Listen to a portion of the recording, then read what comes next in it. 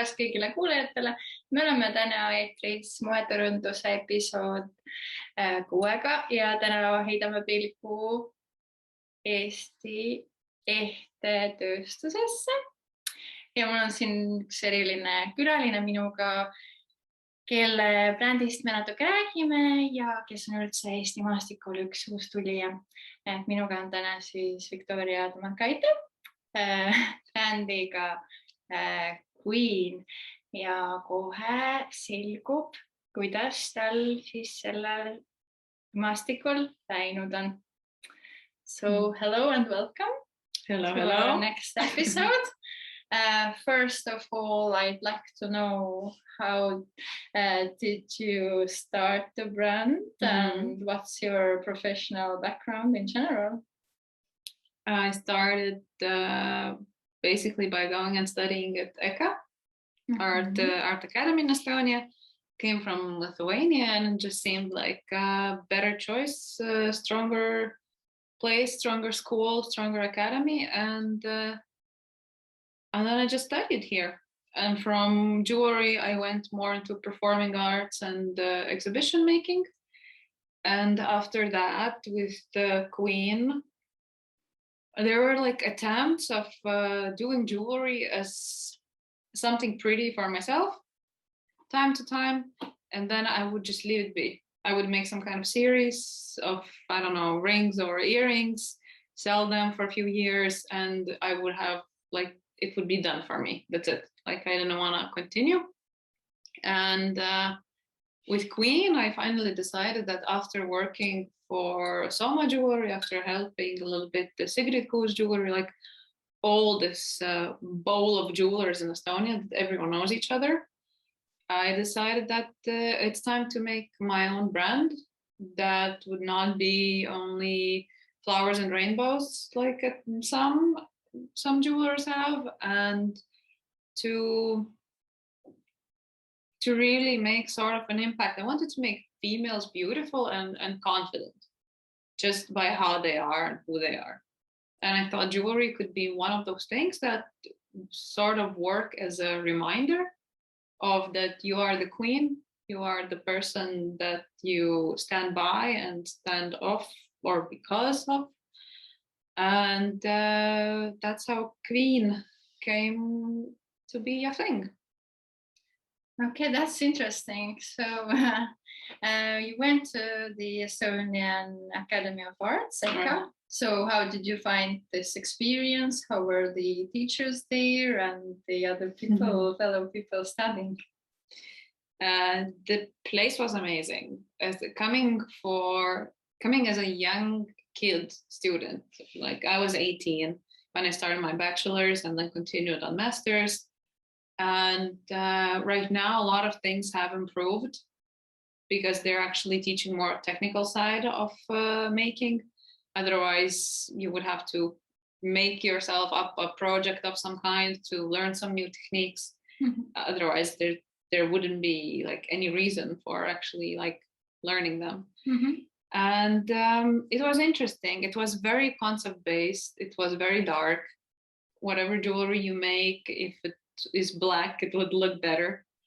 So you learn how to build a story. You learn how to build this jewelry piece or, I don't know, installation. As in my case, I was like more sent aside from the jewelry. If I would come with sketches, one's for jewelry part and another one's for installation or sculpture, somehow teachers would always lean towards these like bigger things, performances, and that's kind of what I got to be known by, I think.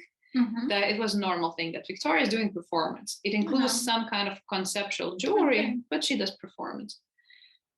And it was amazing experience. Like, I don't think, probably in Lithuania, maybe it's the same, you know, every art student, every art person is different. We all have our own little, I don't know, character traits that makes us all different and unique, and it was really fun. Okay, so judging by your experience at the academy, what do you think, what's lacking or what could be done differently at the moment? considering the program you were. I think technology part could have been stronger back then. Now it's actually way better. Now you're learning on the first year already what techniques to use, what are those techniques at all. So they sort of, I think they saw lack in us in knowledge, and they changed it, and they changed the curriculum, and it's way better now. So new kids that are coming there, they are getting like the top-notch already technical knowledge. You always have masters that are there to help you whenever you need, that give you support, mental and technical wise. So would you say it's very hands-on? I think so, but you also have to have very strong concept. Okay. ECA is notorious for their concept, especially jewelry department. Everyone knows it, and in Lithuania, it's also everyone. If someone talks about ECA jewelry department, it's like, oh, the concept. So it is conceptual jewelry. It's contemporary jewelry. Not everything has to work. Not everything has to be, tactile and or be alive for the next 3 days. It can be a jewelry piece that you just crush it immediately as part of performance, like I've done. It's about the emotion and about the thought behind it in a lot of cases. Okay, now talking about the industry in general in Estonia, the jewelry industry. How much would you say you know it, or is it familiar, the bigger names and characters here? A lot of bigger names were either my teachers, my course mates, or my friends. It is incredibly competitive, and for a lot of different people, I guess it also there's a different picture for every human, different ecosystem they live in. So there's one company that maybe has few interns that are doing most of the job, and their marketing is great and they're earning a lot. There are some that are struggling as hell, are putting every single life moment into creating that brand. In the beginning is incredibly complicated, but that's the thing, everyone knows each other. If you would somehow generalize like Estonian jewelry industry, what would you say? How does it stand out in general? Because I think in Scandinavia, maybe in the Baltics, we are more into the minimal design and this concept. Exactly. What do you think? Is it changing a little bit? Are people more courageous to put like a little bit some Slavic Russian looking flashy earrings or necklaces? Or what do you think where this minimalism is heading now? I think this minimalism has stayed a lot still in the shape. Take Tanel Venre, longer drop, take Sigrid Kuusk, round flat, take Soma, little ball. The minimalism, the shape in itself, the more simple shape, the better.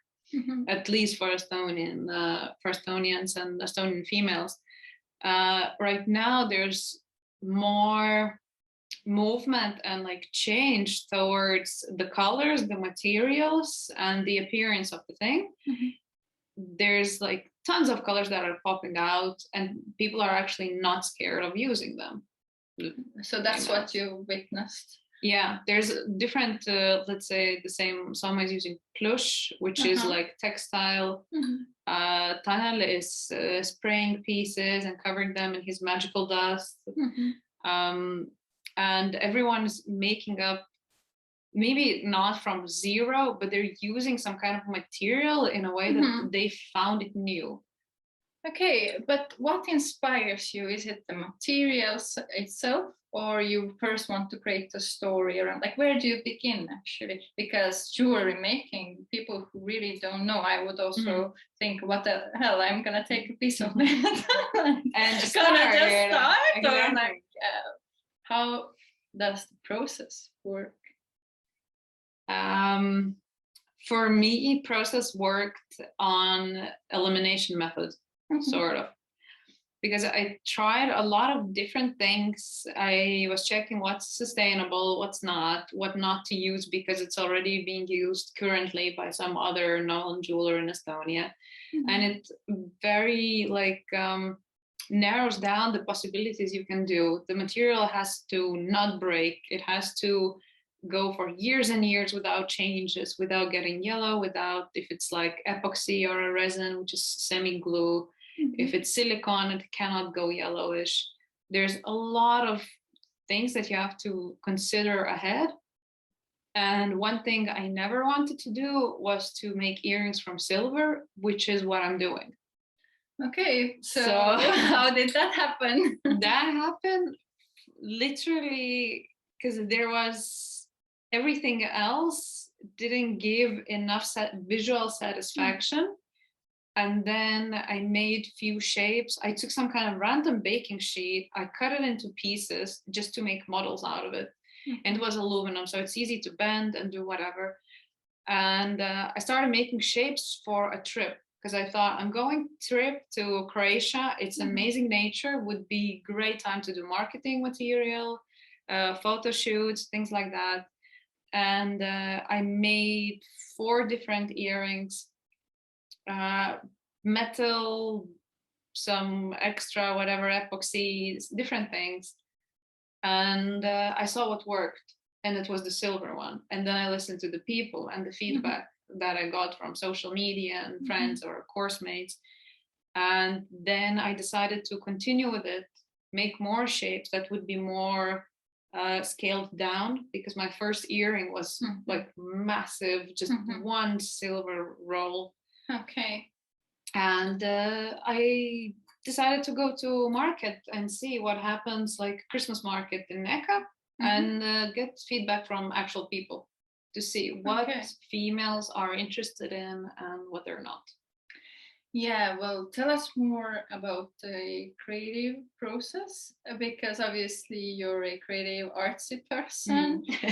Probably you are going through a lot of trial and error when you're doing things. Have there been really like moments when you felt like I've had enough, nothing works, I'm gonna like F this, I'm gonna throw everything? And how do you then maybe come out of this and find some inspiration again? Well, mainly it was having silver in front of you and figuring out that you do not have a full equipped studio to deal with it, to make it proper. Which means you go to someone else, because putting studio together, it's at least 5,000 euros. So if you know that. For the viewers as well, am I correct? You're doing everything by yourself? I'm doing everything by myself, except of now to cut down the cost of work, because every hour and it costs money, obviously. And I like, for me, most important thing is to not ramp up the price that it's fair. Okay. But to make it affordable and normal for people to not, look at the earrings and go like, oh shit, this month, no, I can't. No, maybe next month. Or maybe it's a one-time thing and at Christmas in 2 years, like for to bring the jewelry to the people. It's like, if I am not willing to pay 70 euros for earrings that I know were done for 25, then why would I? Exactly.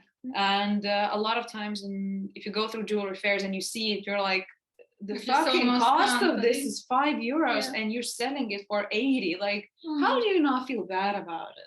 Yeah. And I do. So I found ways how to cut the cost down just by, for example, getting silver sheet, which is already flat and almost correct thickness that I need. And found a place where to have it. But so that means already like making the silver hot, pouring it into a form, taking it out, heating it again, making it flat, heating again, making it flat for numerous times. It cuts down at least like 4 maybe hours, 5 hours of work. And then you count how many millimeters you need to fit how many earrings. So you know that if you cut not by hand, but if you have guillotine, that's an Estonian word, right? That cuts it down. And you just like try to think from the technical side. And I had this awful time where one earrings out of 10 for some reason started getting yellow.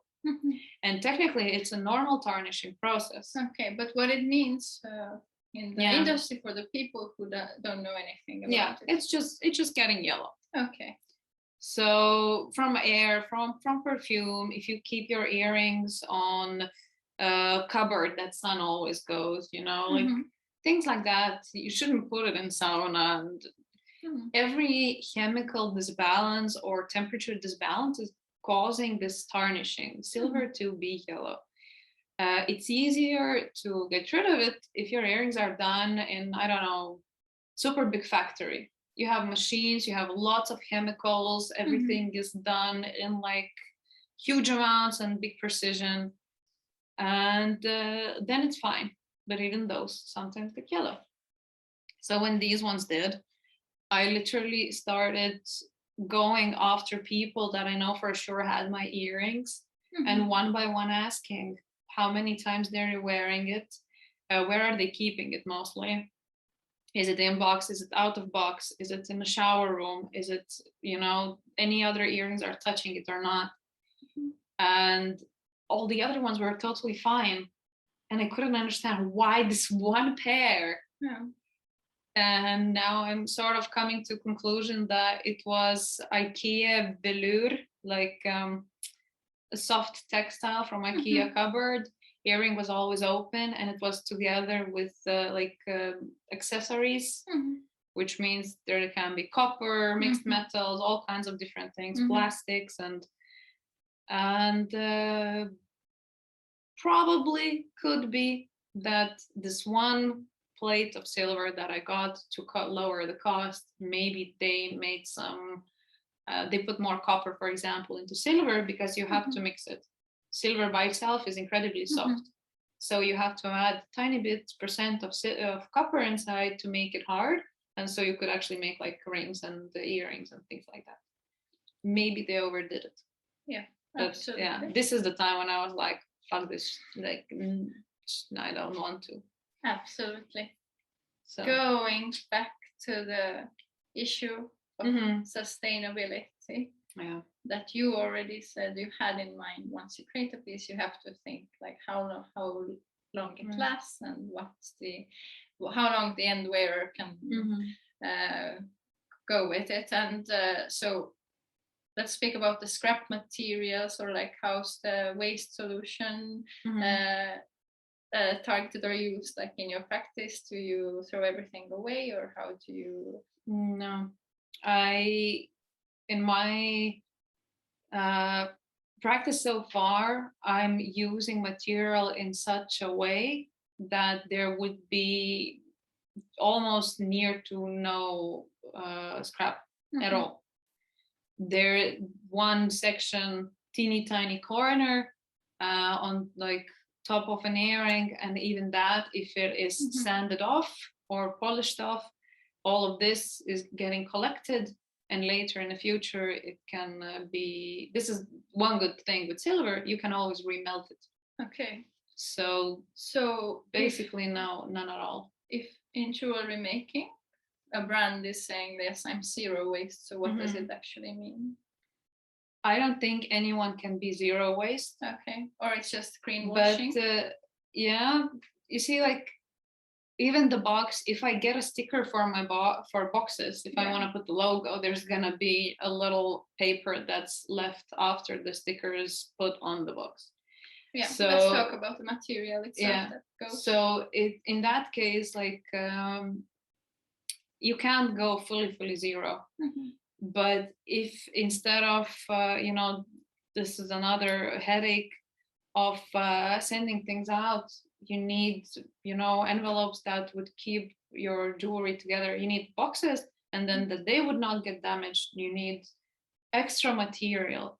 And things that are more affordable is plastic, which is annoying. Things that are more expensive, wood and like cardboard, they are way more expensive unless you get it in bulk. Yeah. So in some cases you have to make choices, which I hate.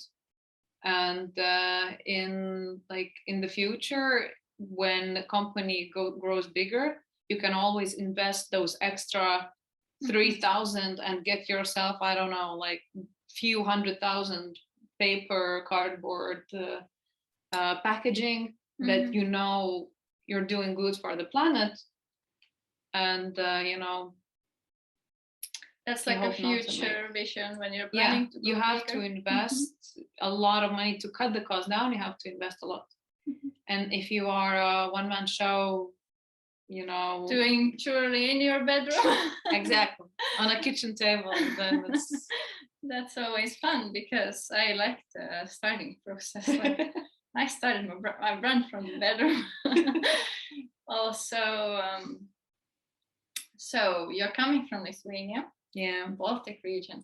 Estonia is also one of the Baltic countries, but we are maybe doing things a little differently. So if you compare the jewelry industry in Lithuania and in Estonia, what are the key differences? Lithuanians are more detail oriented, and they want a lot of things to be specially made for them. And these are the people that can actually invest into having something special. The ones who don't, just like in Estonia, they go to, I don't know, Baltics or somewhere, and they get, these little beads together, like some bracelet or things like that. In Estonia and Lithuania together, the classical jewelry, like what Gold Times is selling, for example, or in Lithuania, it's like silver companies, it will always be a thing. It will never end. But if you're talking about designer jewelry, or like one of a kind, if you talk about designer, then in Lithuania you get more these individualistic ones. But in Estonia, in general, there's a way wider even selection, or just way more earrings that are fashion oriented. So fashion jewelry here is very strong. So there are like also seasons in jewelry, you would say, in Estonia. There are, and that of course every season you maybe change your outfits according to what's on trend now, and then you have to find the matching jewelry as well.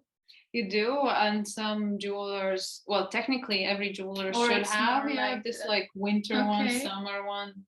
But more than not, in Estonia, the country is not that big to produce tons of things. So it more works as a marketing trick to remind about yourself. So if there is some kind of new edition, a new jewelry that is coming out for, I don't know, limited edition only, right? This is more like, remember, I create stuff, and this is my new idea of how do you like it. So you would say that those designers, like, they're still going for like timeless pieces? Like the concept is already there? Yeah, and it more goes to show pieces by now, I would say. It's something simple enough to complement the style, but showy enough that you would know it's not bought from, Silver Idea or somewhere, that it is a designer's, or was at some point designer's piece. Sure. And also you brought out some names. You mentioned Tanel, and like, who do you admire now in the Estonian market? I think I still admire him the most. He has done amazing marketing. He has grew from, kid that just loved a lot of jewelry to this kind of a mega star that's selling here and abroad, and wherever he goes, he has people that are interested in his jewelry. He found this like amazing, simple idea, and it's working, the design itself, these earberries. And now you can basically see every fifth woman probably on the street wearing Tanel. Absolutely. Trendy women in Tallinn. Well, yeah, now everyone has. But I mean, they fit with everything, which is pretty cool. Yeah. So when you started creating QVIIN itself, so we spoke a little bit about the materials. Silver inspired you, and first you wanted to take your pieces to Croatia. But what else like inspired you? Did you have a woman in mind, some character who's the end consumer who would wear your jewelry? I think, I mean, and what you can say about her, who's the target audience? I was always thinking about this woman, something 26, 27 towards 40, and a woman that knows her worth, and a woman that's not scared of like showing her character and being truthful to it, and maybe stepping a little bit out of her comfort zone, always being, you know, the best she can be, always feeling like she's the strongest person in the room. And in that sense, this is why it started from these big ass earrings. It was like my statement of how I feel a woman should, you know, what she should have, what she should wear. Then you have reality, like during this market sale, there were like few females that were coming that you see they're ruling the room. They're the alpha females in the room. They know what they want. I love that term. Yeah, it's just, you know, they walk in and it's like fucking room starts getting brighter. Like, you know, someone is there. And it's, do you see yourself in that sense? I didn't, maybe it's something I aspire to and I would love to be. My friends have said that, yes, like you're our queen, you're the person we look to, you're like the strong female figure. I don't feel myself that like much like it, but I would love to be like fully in every like particle of my body, this strong, independent, you know, person. So there's a little bit growing space. Yeah, there's always growing space. Don't be too hard on yourself. She's the queen. Look, viewers. She's the queen. She's the alpha female. Okay. Also, if you are everyone, we are vibrating. That's what females should do. You're a small business, but talking about marketing side, so what's in your mind? What's your vision for the future? How would you like to spread the word about your brand, and what's the marketing strategy in general? I think, well, COVID fucked up with marketing a lot. That's what they all say, of course. Yeah. It was a hard punch in the face. Absolutely, we understand. Jewelers sell and find their audience mostly through going to jewelry fairs or design fairs, and because there was such a lack of it, people were not I mean, there were no fairs happening. So that's one of like very big marketing sides of it. And then of course next to it right now, we're gonna start picking it up, going to more design markets, Facebook and Instagram, getting jewelry to one of the design shops. I would not want it to be everywhere, but rather in, I don't know, few special places or one special place that people know you want that, you know, you go to the shop. And in Estonia, what could be the potential places? I think it could be Tallinn design shop in Tallinn, because they also have much more Baltic people there as well, from Latvians, Lithuanians. It's just a little bit more international, and they are more special of, you know, who they choose. Some others you can find everywhere. So right now, how we can have access to your earrings, like as well as the viewers, like, okay, we want Viktorija's earrings. What do we do? Yeah, what's the deal? hi, can you create like a one-of-a-kind piece, or we can reach out to you? We can have a website, QVIIN.com. Okay. Possible to order through there. Also, maybe even easier to just write to me, Facebook or Instagram.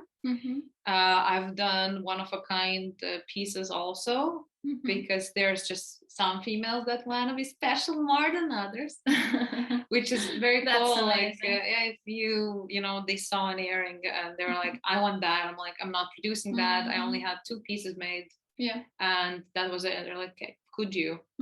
Yeah, give me time. And there's always this issue that, you know, you have an event or something and you say that shipping and whatever, it takes way too much time. Yeah. Just write to me. Like, I understand these issues.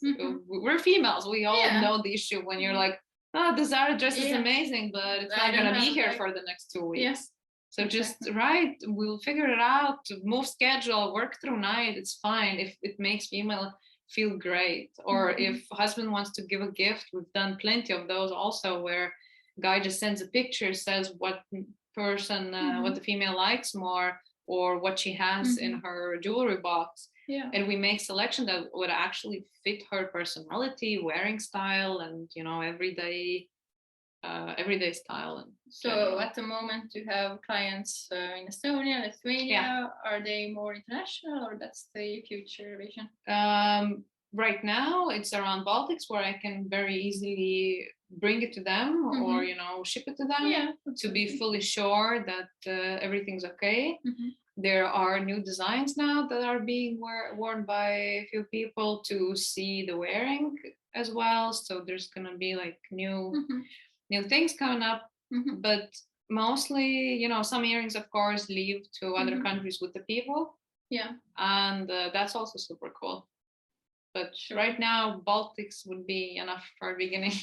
What I'm always seeing around me and saying myself is that we always learn from the customers, because firstly, you create like a concept in your mind. I know my audience is 25, she likes this, but the reality is always different. You get like 40 plus people falling in love with your earrings. So how do you collect some data, and you know, like where the jewelry pieces are going? You learn from it. Or, I know, and it's mostly, I don't know how to call them, business females. Females that have some kind of already established career and are in charge of teams. Okay. And like these strong alphas. So we'll see, because, you know, in general in Estonia, females there are the ones that are getting smaller pieces that were also made specifically for them are more like slightly calmer, or maybe, you know, family moms that still want to feel pretty but don't want to overdo it. Maybe first you want to go for the humble pieces. Exactly. Like something little, just so that when your hair is on, it shines a little bit through. And so that's why I made smaller pieces specifically for them. And these business ladies are usually going for a little bit more statement pieces. Okay. Even we didn't touch this topic of the pieces itself. Can we find only like earrings? So you have other pieces as well? Right now it's only earrings. Okay, absolutely. Other pieces are for me and by me, but it's right now it's earrings, 4 different shapes, 3 different sizes on all of them, basically. Because of course price of silver and everything changes a lot. So there's this smaller ones, bigger ones. I'm like going into colors and chroming of earrings. So this is another venture. We'll see how that's gonna go. Or in the future, maybe could we see you use other materials as well? Probably. Okay. I think gold? So. Yeah, it just needs a whole another section of tools, another level of tools. Okay. But yeah, there's, you know, wherever your brain takes you. So on a personal and business level, what has the pandemic taught you, and has it changed your motivation or direction where you're heading? It changed the motivation. It lowered it a lot. Okay. Even though it wasn't, QVIIN is not like the one and only focus point in my life. But it was a great time to start it, and it's now, things are going slower because businesses are a bit scared more. People are scared more. They don't know if they spend this money this month, if what's going to happen next month. So in that sense, in general, business is a bit different, but I have a feeling that I will a little bit tap into my performance stuff to remind people about QVIIN. Okay. Go something full on crazy, marketing wise, PR wise, and see whether Estonia is gonna agree with it or they're gonna think it's insane. So we'll see. Well, that's amazing, of course. Yeah. Well, yeah, we'll see. I don't know. It's instead of like sales, we went more to TV, for example.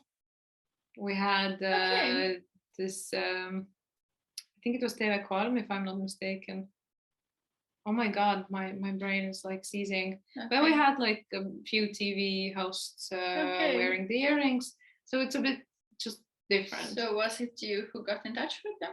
I got in touch with stylists. Okay. Absolutely. And I offered myself, saying that this is a new brand, because it is, and it's nowhere yet in shops. And would they like to, to work with us or not? To make yourself more visible as well. So how did that work out?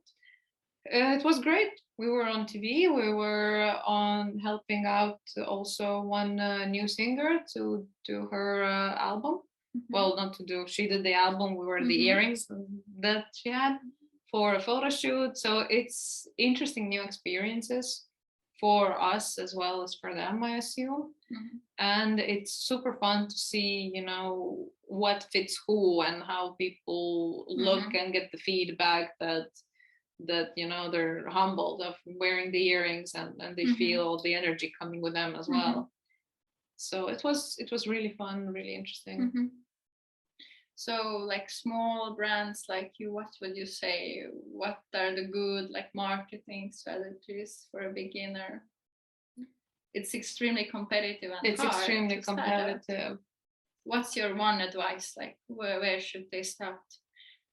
I would say collect contacts. That's one place to start. And have very nice brand presence, at least online. If you want to go to fairs or whatever, you're going to have to go through selection process. So if through the selection process you look strong enough, you'll be fine. And contacts. I don't know about the influencer thing. I mean, probably works, but also they're very expensive, and some of them are very egoistic. So, the best thing is word of mouth as well. Influencers in Estonia are a little bit stuck up. We must listen to Viktorija. I mean, I think it comes even from like, you want to be an influencer, you gotta be. They just and from have their own pride. You go, all right, got that. They just have their own pride. They do. And when looking at the jewelry industry in general, of course, we don't need to speak about the mega brands, but of course, like still what stands out, what's missing, like locally and internationally, what's like bothering you about the industry? Actually, not too much. I mean, some things are bothering, that there are brands that are technically big when you see that they're creating some absolute nothing good, nothing that you could call design or nothing that you could call accessory. And they're doing it and selling it well, and you see that this is nothing, or this is a copy paste of something that has already done it half a year ago or something. In general, for example, in Lithuania, what we're missing is these sort of more fashion brands that Estonia has. But I don't think Estonia is missing anything currently. And there are these new starts popping out. And or are there like still... one thing is annoying when jewelers, I don't know if I can call jewelers, but when designers I don't need these, order stuff from AliExpress or Alibaba or whatever, few separate things, a circle or a strap or whatever, they assemble it together and call it jewelry, creation. and it becomes a brand. Or these horrible butterflies. Well, not to mention any names, but there have been some scandals in the Estonian industry about it. There have been, and I don't take decoupage as jewelry. We should just vote it down. Don't do it. Yeah, no. Just no. Just like that. So your earrings, they go through quality control, you're getting feedback from the end customer. Are the materials sustainable enough? Are they keeping its shape? Yeah. Just keeping an eye until you hit the process perfectly. Because there's with a lot of materials, nothing can go wrong. With epoxies or paint or stuff like that. You know they're gonna go through age and they'll be fine. And you're ready to learn from your mistakes as well. Yeah. Okay. So you gotta check, and you have to figure out the most perfect way how to produce, and so that end customer could only just take their sunglasses, wipe, clean the earring, and move on with their day. So like as little care as possible. Modern women and consumers, we just want to fast everything and not put on, done, you go, don't get bothered about it for years. Exactly. For hours. So any pain points in the art education still you would like to highlight? What could be done better? In one word. I would just say invite more fresh everything, fresh people, fresh approaches, fresh ideas, because we know that in general education system is stale in every country that there is probably, and the more new, the more fresh, the more different teachers, the more different lengths of projects. You see what actually works. It's time to get out of this comfort zone of things have been done this way. No, they don't have to be, they don't have to be done this way anymore. And you can very easily get someone that maybe you liked and give, students few different medias to try. It doesn't mean if they come to jewelry, they have to only stick with jewelry. Let them, be. Do you feel you were under pressure when going to school? Could you have more time or flexibility there? There was, I think, plenty of flexibility, but it was also just because jewelry department was allowed to students to actually work when they wanted to work. And our department was one of the main ones, at least in the old building, that was always booming. There were always people. Everyone was working, and it was very weird to come into a huge class and see no one there. So flexibility was there. It just would be more interesting to see different teachers or more different teachers. Someone younger, someone fresh, like we all want those fresh that are that just like, let's say just graduated. And to be like, you remember how it was here? You wanna, give some weird course to the kids? Yeah, let's do it.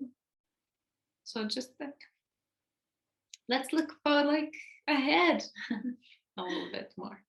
So the pandemic hasn't taken away all the positivity. Nah. Okay. Nah, comes and goes. We just need to learn how to live with it, Couple of last questions.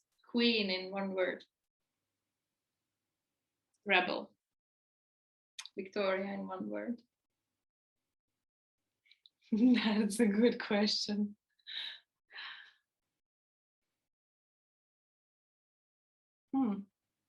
Alpha female? Jėga. It's a Lithuanian word. It means power. Estonian jewelry industry in one word. Creative. Very, very creative. one positive thought for the viewers about jewelry? Let it be one thing that makes you happy. And more powerful. And more powerful. More confident also. You're encouraging women to Of wear more course. gold jewelry. Right? Of course. We live once, people. Have fun. Yeah. Enjoy life and wear something that maybe is a little bit out of your comfort zone, but after you wear it once, it's like you became not bad. I kind of like an it. alpha female. Yeah, exactly. I feel everyone's like very humble. Nothing extra. I don't want to be. Yeah, be extra. No one likes the gray mask. That's it. Okay. You know, we're all gonna die. Come on, let's have fun. Well, we're That's still always, alive. That's always something I'd say. Live once, gonna die soon. Exactly. One day. All right. Thank you so much, Viktorija, for coming. I can't really thank you enough. It was all very positive. Yeah, it's very fun and encouraging. So see you in the next episode. Bye-bye. Bye.